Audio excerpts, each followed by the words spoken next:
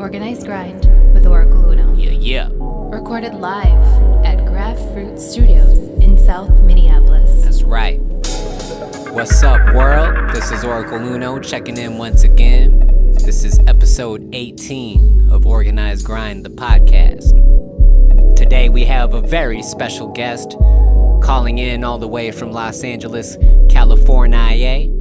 His name is Dennis Coronel. He's director, creative, and does client services at Iconic Music Agency in Los Angeles. So what they do is they secure placements for music in TV shows and film. There's been a lot of growth with their company, which means that there's more opportunities than ever for people to secure some placements for their music. This is a highly valuable episode, especially if you are a producer looking to expand your horizons with your music, if you're trying to get your music out on TV shows and film. It's definitely a nice boost for your income. So without further ado, let's get into the episode. Shout out to Dennis Coronel and Tim Bjorkman at Iconic Music Agency. Here we go. And all right. Yes, y'all. This is Organized Grind, the podcast, episode 18. I'm on the phone here with a friend of mine in Los Angeles. His name is Dennis Coronel. Is that correct? Yep, that's correct. Cool. He is director, creative, and does client services at Iconic Music Agency. Why don't you go ahead, introduce yourself and give us a little bit of your background? Alrighty, well, my name is Dennis. As you mentioned, I've been producing music for about 10 or so years now. Okay. Damn, that makes me sound old. I've been producing music for about 10 years. I do a little bit of everything. I started heavily rooted in hip hop, and from there I kind of have spread to, any and all genres with the exception of classical music and country at the moment. Sure. So if that comes along one day and I think I can do it, maybe I'll do it. Who knows? Cool. So, where are you from? I'm from Los Angeles. I was born in Hawaii, but moved here when I was 2. Okay. So, I don't really remember anything about from Hawaii other than what family has told me. Sure. But yeah, pretty much born or raised, I guess, in and out of the LA area. Okay, cool. So, I mean, what brought your family to Los Angeles? More opportunities. So my parents are originally from the Philippines. They moved from the Philippines to Hawaii because my uncle was in the U.S. Navy. And then from there, they moved from Hawaii to Los Angeles. It's a bigger city. There's more opportunities. You're not on an island. Sure. And so they thought it was, better to move from Hawaii to here in LA. Okay, cool. So this is a hip hop focused podcast, and I'm glad that you brought up that you originally got into music via hip hop. What's your first real memory of being around hip hop culture? Oh man. Because I grew up in the suburbs, I didn't really get as exposed to hip hop other than what was on the radio. I think, when I really, my first hip hop moment was buying The Chronic, which is really weird to say, as like a, trying to convince my parents to buy me a CD that said, parental advisory. Yeah. Was a little bit of a stretch, but that was probably my first, big personal hip hop moment, other than hearing what was on the radio here. They had a hip hop station, and they used to play a bunch of hip hop, so I was exposed to a lot of that. But it was a lot of the West Coast stuff, like Snoop and Dre and those guys. Okay, cool. So being actually in Los Angeles when that dropped, I mean, was it pretty huge where you were at? Oh yeah, I mean it was everywhere. You couldn't escape it. That G-funk, gangster rap type stuff was just I mean, they broke, everyone started copying them because, that sound and that style. So, Sure. I mean, it was everywhere. And especially coming from LA, all the hip hop and urban radio stations were just supporting it as much as they could. Sure thing. Yeah. Okay. So was that the first record then that you actually went out and seeked out on your own? Yeah. I mean, that was the first hip hop record that I probably purchased on my own. Sure. Yeah. Okay, cool. So fast forwarding, what was school life like for you? I stood out a lot. I grew up in the suburbs of LA. So being like a huge hip hop dude, Mm-hmm. I stuck out like a sore thumb. Everyone else was, I was in a very white community, Caucasian community. Yeah. So they were big on skating and rock and stuff like that. Okay. And it's a small group of us that were into hip hop. Those were the days where I actually wanted to be like from the East Coast. Okay. So I was rocking Timbs and bubble vests and, goggles and all that crazy stuff. Emulating like Woo and Biggie and, Puffy and all that stuff. So yeah, I mean, I stuck out like a sore thumb. Everyone was staring at me like, what the hell is this guy wearing type stuff. Sure. Yeah. Did you and your friends find shows to go to, or kind of what was your more so really getting into hip hop? Well, yeah. So that when I was in high school was probably when I really, really started diving into like going to shows and stuff like that. Cause obviously I could drive and there was more accessibility. Yeah. So, I mean, we used to go to shows almost every week, every weekend. We went to like a lot, like, Styles of Beyond shows. They were performing here all the time. Hieroglyphics. We did like all the, West Coast underground stuff was just Project Blowed and all those guys. That's right. Yeah, man. So anytime that they came around, even, wow, I'm totally drawing a blank. Like Slug, and all those cats too, all the rhymesayers, all those dudes. I was like, in high school, I was heavy. I think that's where I made the transition into kind of hating commercial hip hop. Sure. So I was doing it like I was the fuck the system kind of guy. Yeah. So I would do anything that was like anti-corporate. Okay. Stuff. Cool. Yeah, I always bring this up to people. Hieroglyphics had a huge hand in rhymesayers really expanding their market. I remember Hyro would come up here for shows, and the Rhymesayers cats were super huge fans of them. And I remember the mixtapes, they would throw like a live show from Hyro on like the B side, just in case like people didn't fuck with the A side. At least they had like a pretty dope show that they could check out. And the story goes is that they started to trade shows and stuff like that, and it's really cool how they were able to really help each other really expand.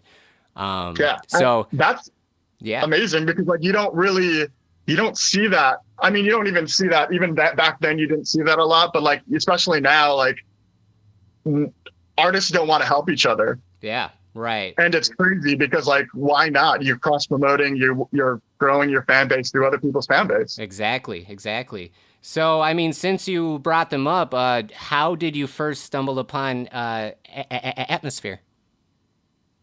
Man, I don't even know. Like, it was probably, I mean, I had a few friends that were just like me, so they were always looking for some, like, that, like, dope underground stuff. Sure. I don't know. Slug must have been featured on something, and then from there, I went to the Atmosphere stuff and kind of dabbled into all the Rhymesayer stuff too, and just anything I could get my hands onto, really. Yeah, were you into like Merce and cats like that too?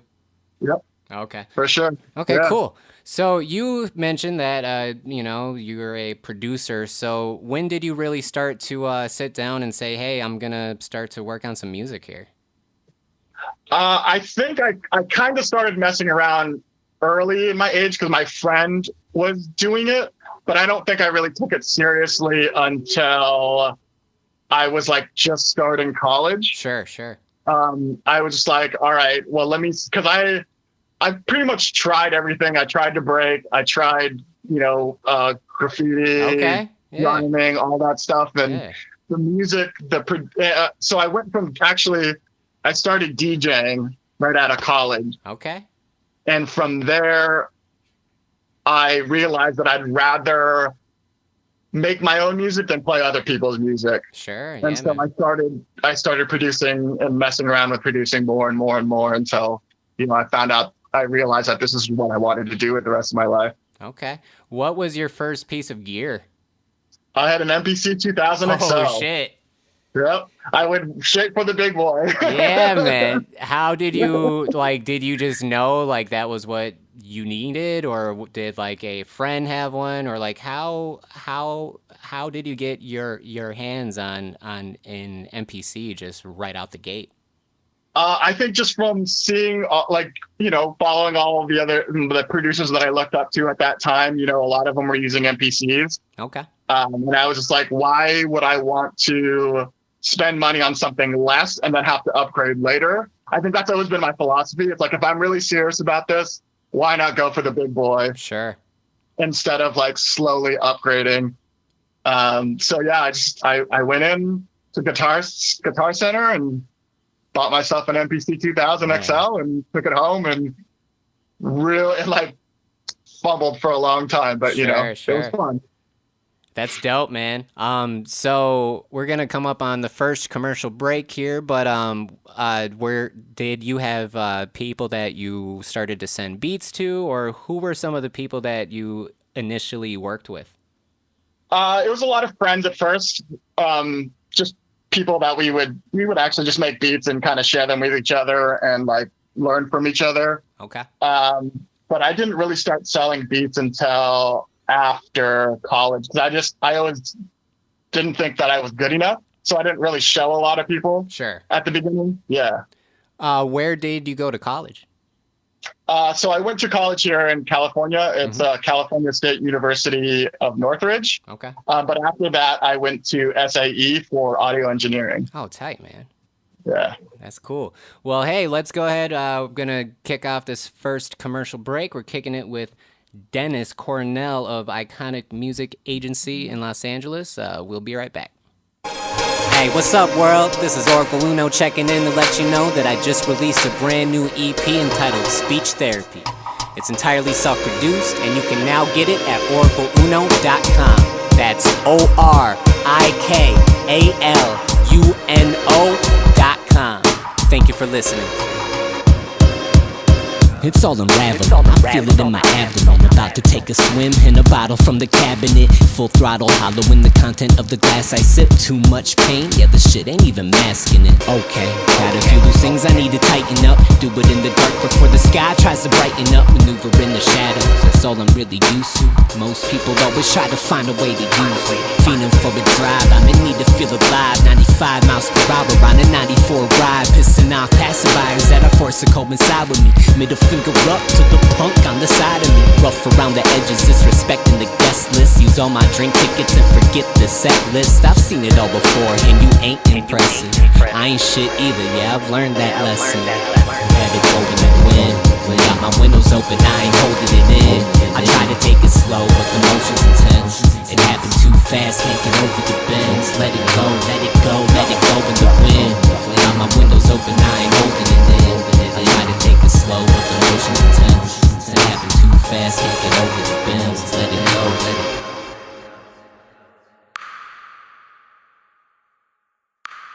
My vision hazy, yeah, I know I'm living crazy though, drowning in the frequencies. Yes, y'all, we are back on Organized Grind, the podcast. I'm here with my friend Dennis Coronel in Los Angeles, just talking about his hip-hop roots and how he got into music production and all that fun stuff.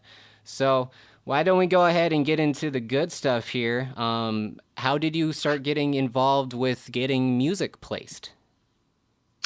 Placed with artists or placed with TV shows? Why don't we start with the artist side, and then if that has the natural transition into the TV shows and stuff like that, I think that would be great. Okay, cool. Yeah. So, when I started feeling comfortable with my beats and my music, I sold beats online. I went on, message boards, advertised that I was a producer, that I was selling beats for X amount of dollars. Sure. And I got some bites that way. That's probably how I sold most of my beats. People that I was working with in person were usually my friends, so I wasn't really charging them for beats or anything like that. Sure. So like, just so, if someone is hearing this right now who's kind of starting out, like, what was your base rate, if you can share that, and kind of how did you determine what to sell beats for? I kind of just based it on what I saw other people selling beats for. So I think if I remember correctly, I was selling beats for like non-exclusive. There were like 150, 200, okay. And then exclusive, they were like 5 and up. Sure.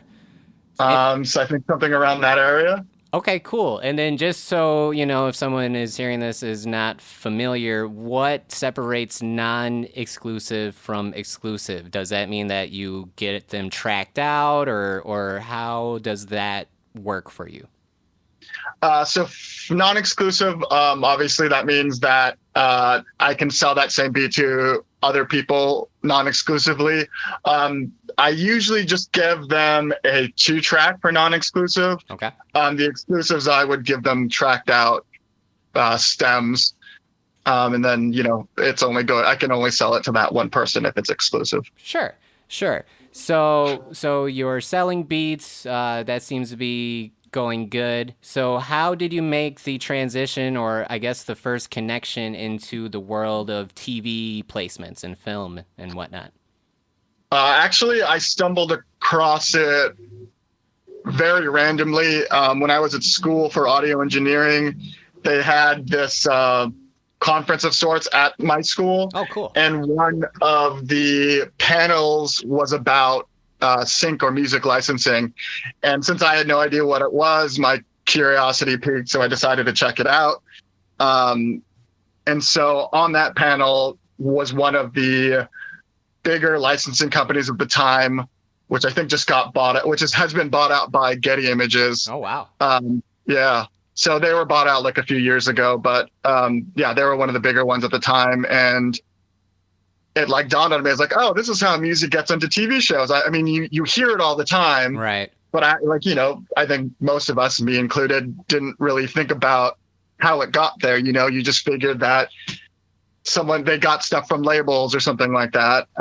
Sure. And so, I looked up the companies after the panel. I started doing research on them, and realized that like you can't have sampled music, obviously. Right. Uncleared sample music and stuff for TV shows.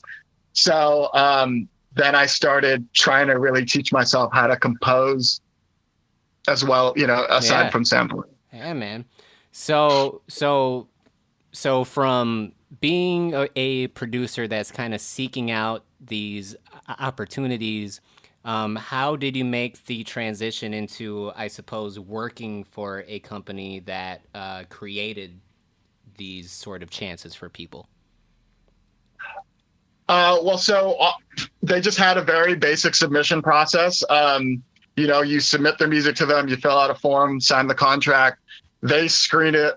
If they like it, they put it into their catalog, and then you're done from there. They kind of do the rest. Obviously, they take a fee and a percentage for anything that they place for you. Mm-hmm. But, as someone just getting into it, it was a no-brainer for me, because it's like, why would I want to do that work that I have no experience in or no knowledge on? Let me just keep making music and feed them this music and just see where it goes. Obviously, I didn't know what was going to happen. I didn't know if I was going to get any placements or anything like that. Sure.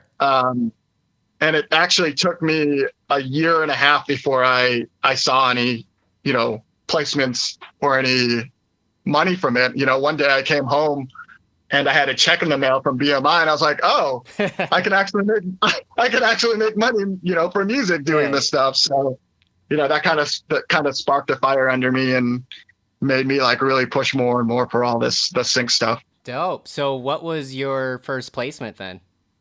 It was on NBA Inside Stuff with Ahmad Rashad. Yeah. Nice. So I mean, I think that's what kind of hyped me up too, because it was like, oh, this is actually a TV show I watch. Like, this is dope. Like, hell yeah. It wasn't just some random show. Right. So okay. So I learned about you and met you through a friend named Tim Bjorkman, who I also met through a music college that I went to as well. I was doing an internship in Los Angeles, and he had space for me to live for a few months. How did you meet Tim? I met Tim through one of his licensing endeavors. Okay. He had I think it was probably one of his first libraries or one of his first adventures in owning his own licensing company, music library. Sure. And so I had met him through another producer friend. And so I didn't really meet him through the friend. The friend said he had started working with this company, so I looked him up and I reached out to him myself. Okay.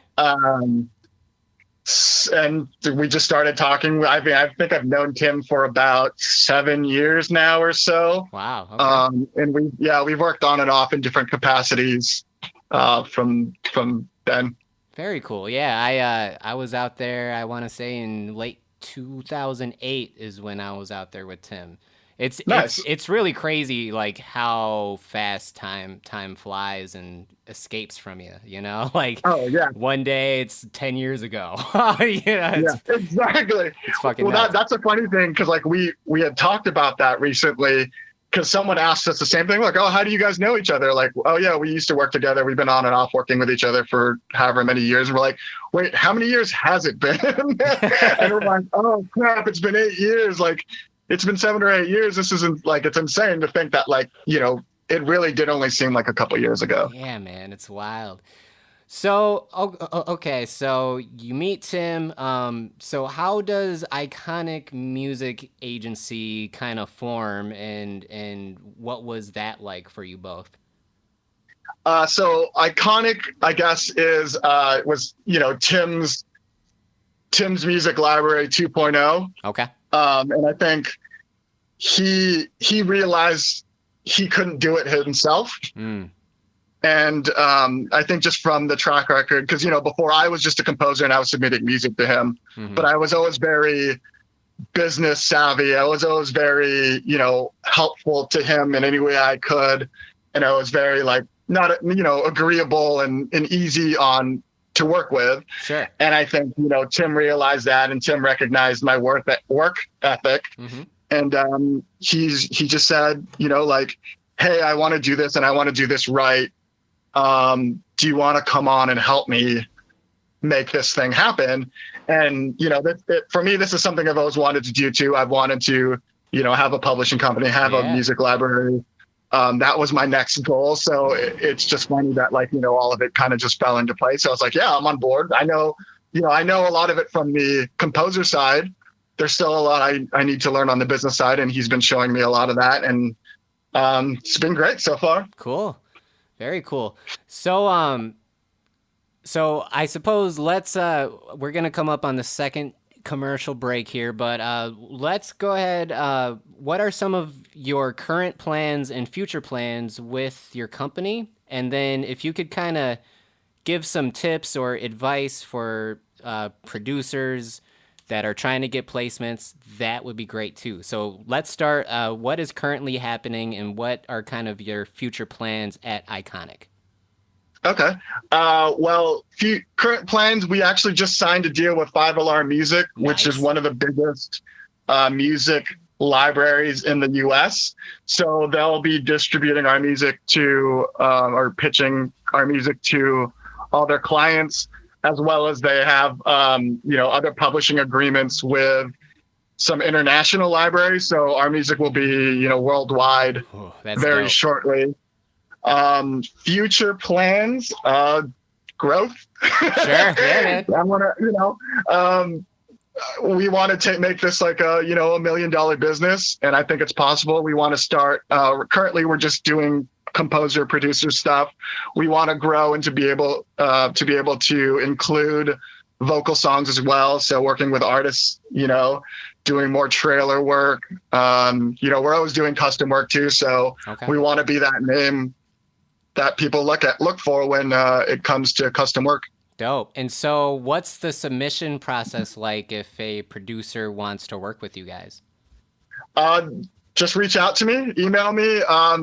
Do not attach anything. Please, please, please. That's the one thing I can say. Sure. And that everyone will tell you, don't attach MP3s. It clogs everyone's emails, not just mine, anyone else that you send stuff to. Send downloadable links. But we listen to everything. Okay. And if we think you have the talent and we think that you fit in our sphere, we want to work with you. There's no bias. You don't need a name. You don't need anything. And that's been one of the big things that I've always loved about Sync. Sure. There's less politics. Mm-hmm. So it really just matters if your music fits. If your music fits, they want to use you. And they would rather use you and unfortunately pay you less money than use someone like Kanye West and have to pay them like hundreds of thousands of dollars to use their song. Right. So when you say fit your sphere, can you dive into that just a little bit more? So currently we are we're looking for everything. We're looking for all genres. Mm-hmm. It has to sound commercial ready. It has to sound like something you would hear on the radio, mm-hmm. no matter what genre of music it is. So mixed well. Make sure it's mixed well. Mixed and mastered well, correct. Okay. And then, so if someone wants to reach out, where can they send you some music to check out that's not attached with an MP3? My email is dennis@iconic-agency.com. Okay, sweet. So how about just some general tips? You said, don't attach MP3s, make sure it's mixed and mastered. Are there any sort of secret kind of jewels that producers should really work on if they're going to have the best shot at getting something placed? Yeah, on the production side, of the creative side, cues that move and have an ebb and flow tend to get used more. So, something we like to say is that we want something coming in or going out every 4 to 8 bars. Okay. Like that's just a general rule. Obviously, it needs to, crescendo at the end and have some big epic finish. Sure. Let's see what else. That's the biggest tip. Because that's non-genre specific. Sure. On the business side, be professional. Don't right off the gate pretend like you know me or anyone. Yeah, right. For that matter, be professional. I think the one thing that's always caught the attention of the people that I worked with and all the libraries I work with, is that I made their jobs easier. Sure. I did whatever I could to give them a nice, neat package so that they didn't have to do anything other than take the music in. Sure. So whatever you can do to make someone's life easier will be noticed. Cool, man. And how about length of a track? Length of a track, it's usually about, I would say no more than 3 minutes. So anywhere between 1.5 minutes to 3 minutes, depending on what kind of music you're making. Okay.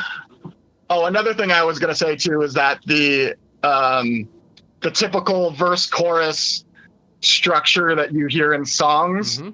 Is not how we want it. Like I was saying too, we want it to grow, we want it to move and ebb and flow, but there is a quote unquote chorus section, which is the big part of it, but we don't want a 16-bar verse. 8-bar chord, Yep. If it repeats, then it's flat and no one, there's less chance of someone wanting to use something like that. Sure. So I have two more questions just for, just to be clear, and then we'll go to the commercial break and then have some fun with that lightning gauntlet. But the first question would be, should an artist already be on an ASCAP or some sort of PRO, or is that something that you would handle for them? No, an artist needs to do that themselves, and that should be one of the first things you do. Even if you don't do anything sync related, music in general, you need to be with a PRO. Sure. Because if you're not signed up with them, you're not getting a lot of your money. Sure. Unless you're selling beats. You're not going to be making any of your royalties from your music if you're not with one of them. Okay, cool. And I know I had said I had two questions, but the other one has left my mind. So we're gonna go ahead and get into the second commercial break, and then we'll go ahead and have some fun with you, Dennis, and ask you some random questions on what we like to call the lightning gauntlet. Sweet. It's cool. We will be right back. This is Organized Grind, the podcast with Dennis Coronel of Iconic Music Agency. Yo. Representing the Midwest, this is Truth Maze. Yes, y'all. Check out the new EP. It's entitled The Holy Bible. You can find it on Spotify and Apple Music and elsewhere. Red Pill Music, baby. You see, with my words I can heal or kill. Talk fuck shit or truly keep it real. I can grab up a burner and flame my brother, or he and I can train so we elevate each other. I could talk about pussy all day and all night and not admit I'm toxic and don't treat women right. I could tell everybody how to pop a new pill, or tell the next generation the matrix is real. Cause what I know is I hold the power at will. Still sharp and still, goddammit, it's ill. For mentally the blade I hold, it takes skill, specially designed so I can kill Bill. And the fake shit in me I need to reveal. That's what a god does with the ability to build. My soul is my rock, my spirit's my shield. My soul is my rock, my spirit's my shield.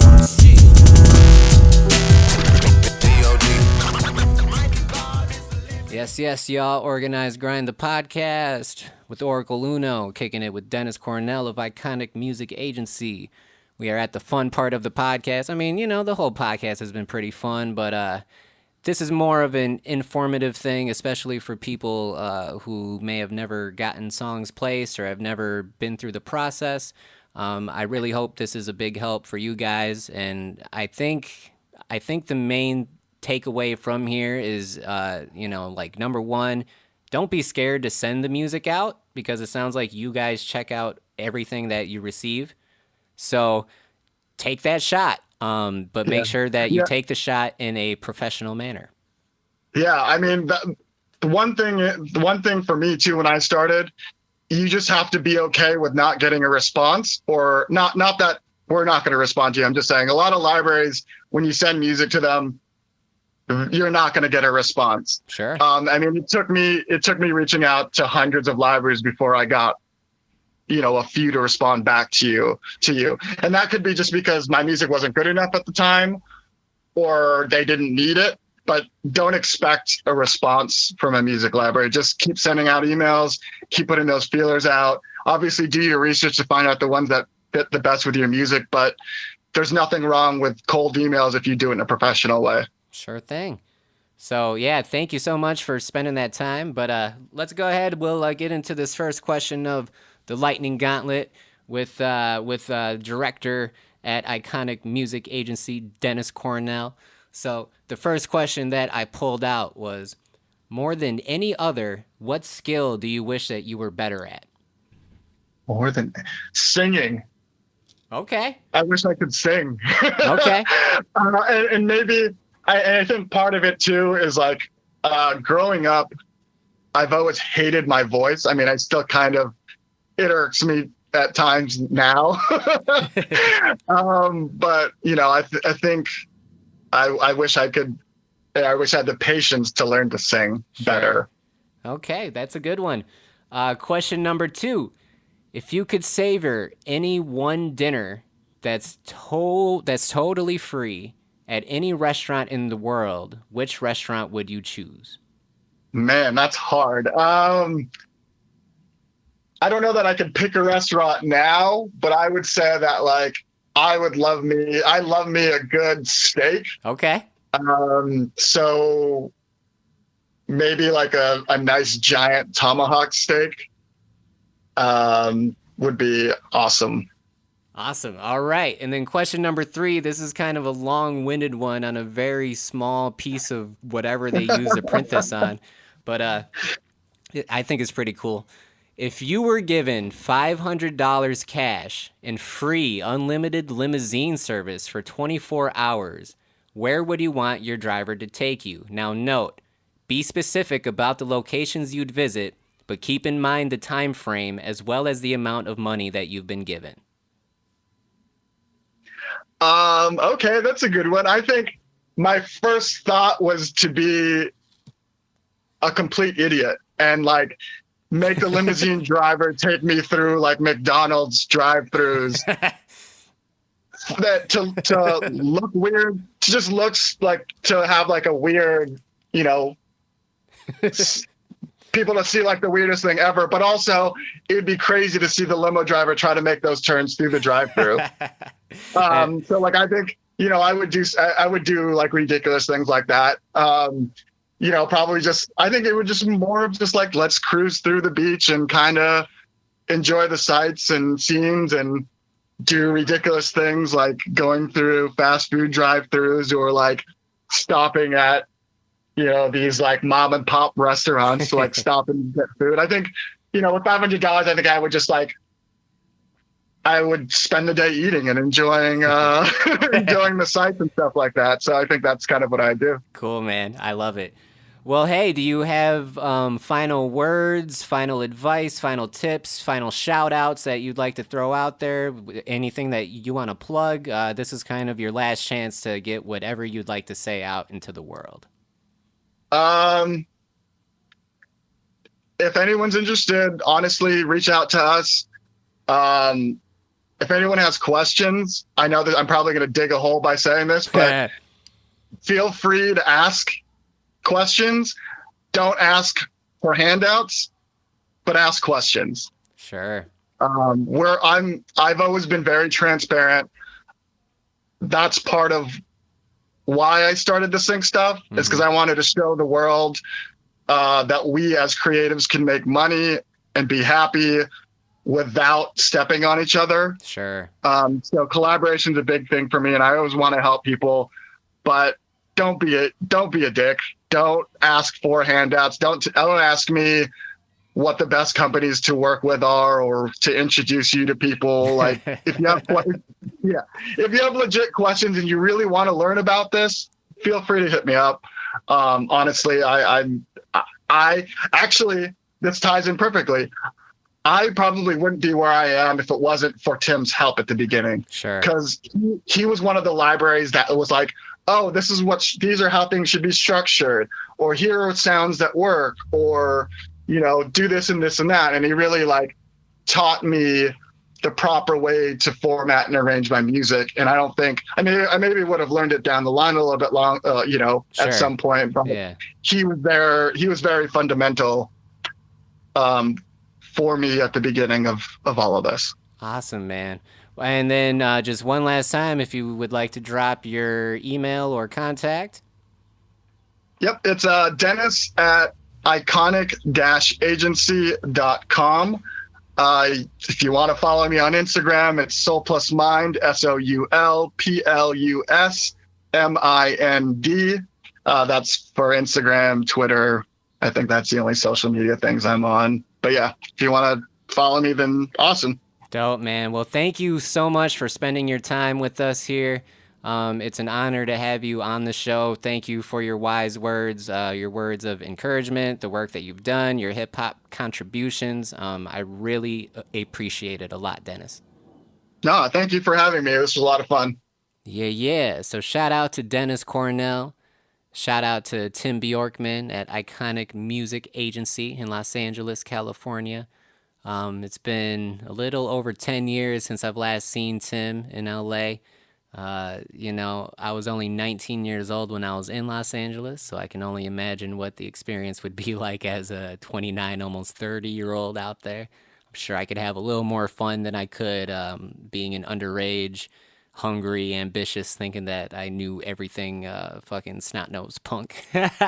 But hey, I'm trying to get out there again soon to see y'all. But hey, check this out though. I've been asking people to send in music for the podcast so I can play their songs at the end of each episode. Now, we've been able to be blessed with exclusives from people such as Muja Messiah, Truth Maze, Dispute One, Spy MC, Skydro. So I've been asking for people to send in music, and the response has been light. Like, I haven't been getting a lot of submissions. But a young lady by the name of Destiny Spike hit me up, and she was like, yo, check out these tracks. And they're fucking fire. I was like, holy shit. I'm surprised that I've never stumbled upon her. I'm surprised that I haven't heard her music. Apparently, we've been connected online for years and years and years, but I've never, for whatever reason, her music has never gotten to me until just recently, when she reached out and sent me some tracks. So she sent me 2 new songs, so I'm gonna go ahead and play one of them tonight. This is Destiny Spike Sicko. It's an instrumental. I figured that would be the best type of song for this type of episode, since we're talking production and music placements. But look out for Destiny Spike, because the other track that she fucking sent me was a jam. Like, shit was fire. So without further ado, this is Destiny Spike Sicko. My name is Oracle Uno. Once again, this is Organized Grind, the podcast, episode 18. And as always, peace and love. Organized Grind with Oracle Uno. Recorded live at Graph Fruit Studios in South Minneapolis.